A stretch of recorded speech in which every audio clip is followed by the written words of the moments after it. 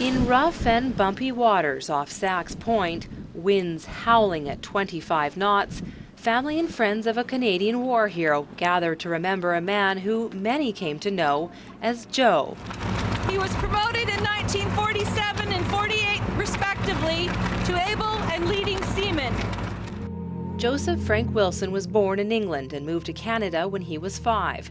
As a young man, he joined the Navy, served in the Battle of the Atlantic, and was eventually posted to HMCS Esquimalt on Canada's east coast. The war in Europe is close to an end, but for the Esquimalt, the war in the Atlantic is still being fought in earnest. It was the early morning hours of April 16, 1945. HMCS Esquimalt was in the waters off Halifax when it was suddenly torpedoed by a German U-boat. Joe Wilson was one of only 27 to survive. 22 days later, the war in Europe is over. The Esquimalt sunk in just 3 minutes, but it took 6 hours for Wilson and the other survivors to be rescued. He went on to have a family and a 25-year career in the Navy. And today, under sunny skies and a blustery breeze, his ashes were committed to sea.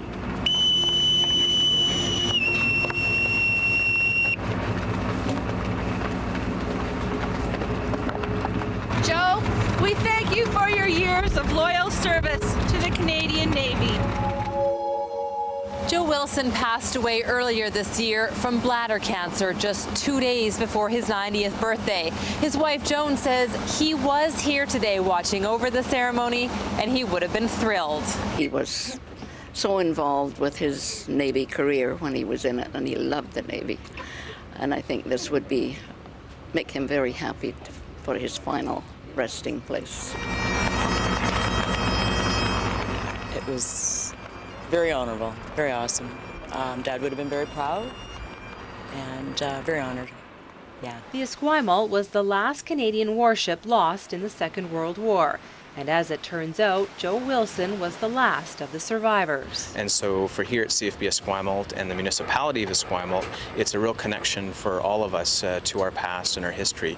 And so we take time out every April 16th to remember the sacrifice of the sailors that died during that attack. And it just sort of reminds us all why we're here. And every year on the anniversary of the sinking, Wilson would make his way from BC's interior to Esquimalt for the service honoring the sacrifice of the crew. This year, it was his family who came down to show their respect and to say goodbye to Dad. If you'd ever met him, you'd never forget him. He was one of a kind. He really was. He was the best. He's very giving, very forgiving, and very proud man. A father, husband, and grandfather remembered. A Canadian hero whose life was changed by the sea, now at peace on the water. In Esquimalt, I'm Nikki Ewanyshyn for The Daily.